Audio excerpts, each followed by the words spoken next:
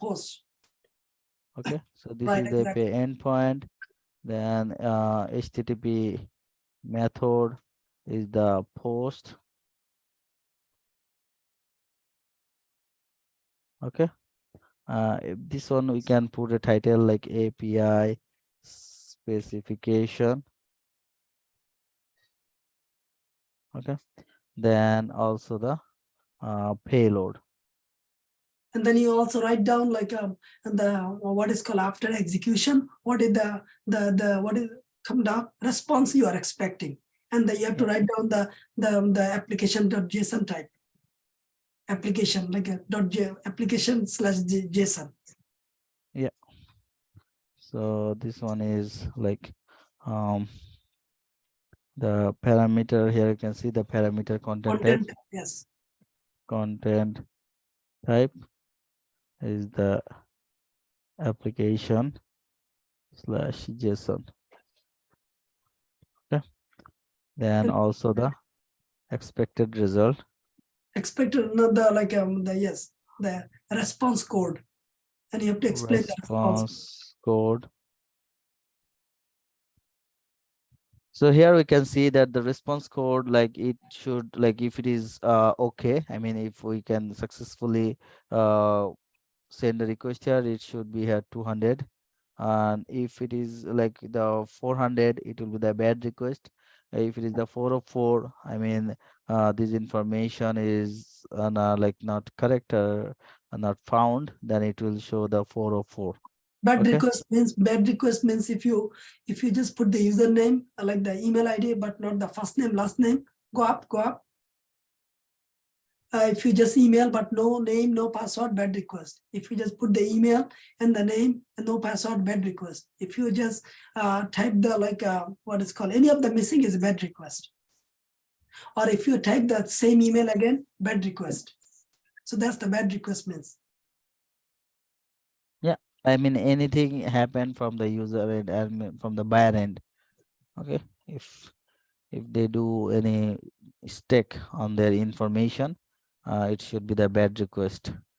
Okay, so we can actually give these status code also, like we are expecting response code.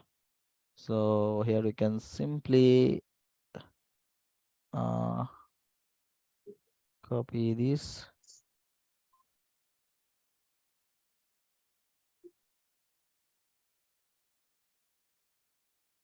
Okay, if we paste here 200, okay, 400 bad request, 404 not found.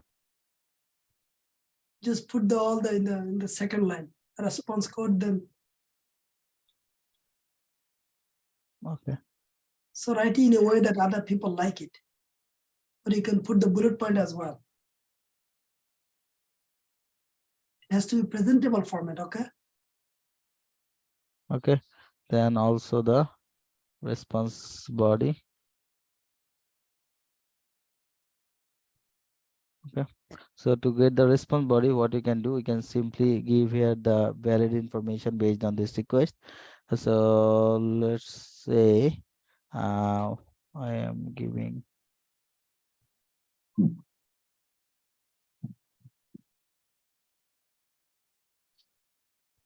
mm,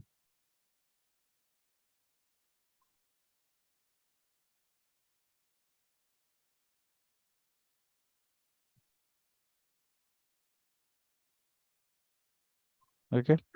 So here we can just simply copy this. This is the response body. Okay, so simply just click here. So it will copy this, then paste it here.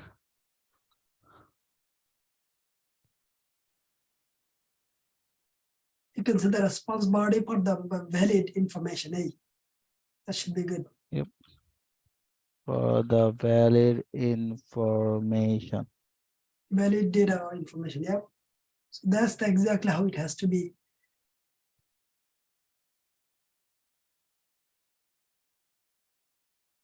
Yep. Okay. So this is how we can add other information, and then also rest of the information like priority. Priority is number one, Don't risk worry about it. is Yeah. Do not worry Yeah, about hi. it. This is start date, end date, and effort. Do not put any effort. Do not do the business value is important. Yep. Not worry about this. But yes, start date, end date should be there. So this is what we follow, and this is how we write the user story. This is a different way of writing Yeah, this is another format. So now because we are including API information. Yeah, that is true. Okay. Okay. So normally this API is writing this API specification and is writing by the solution architect. Okay, so see, you have to work with them, and they will give not like this. Swagger ready is not like this, or maybe Swagger is ready, but not the connected. Okay, so multiple Swagger exists does not mean it will work.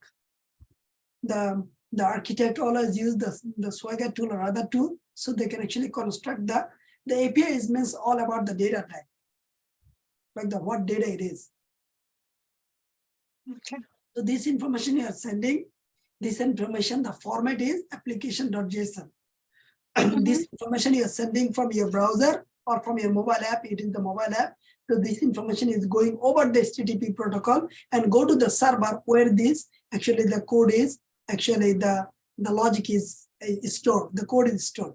The server gets it, and server actually process your request. If it is valid, then it will provide 200. If it is not valid, it will provide the 400. And that's called the response body. So you get the response body from the server. You are requesting from your browser or from your mobile app. That is actually the how it works. So if it is if your information is valid, so the backend means the server and backend server store your information on the database. Why? So that next time when you do the sign up again using the same email, so backend say, well, yeah, this information is correct, and it tells the database, hey, I got an email, and database is telling, oh no, this email is already exists. So that now backend will tell the front end from your browser, hey, this email is already exist. So we follow these steps. We do that on e-commerce, and then we put all that information here. Yes, and do not be a robot. Yeah, do not be a robot. Okay, robot means do not do copy paste. Think of like a dependency wise. What dependency needed? Because sign up is number one. But some of the API you do not need to do the sign up. You just simply, as a buyer, you can come, you can add to the cart. So that's fine. But when you buy something, now you need to do the sign up, you need to do the sign in. Then you can do the buy the product. Okay, continue other, and then actually you can show them the dependency. Design the dependency. Thank you. Okay, follow this, continue writing now. Thank you.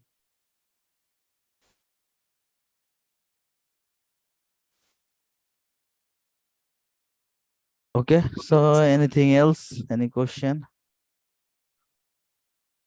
No, not on this one. Now, Okay, then make sure watch this carefully, understand all the part, and then we'll be actually giving you the technical question on it. Thank you. Okay, then let's connect this one with this buyer portal, then save it. Okay, so let me also create a sprint here, so that based on the sprint we can continue. So the sprint is like from today, 21 December, 21st December,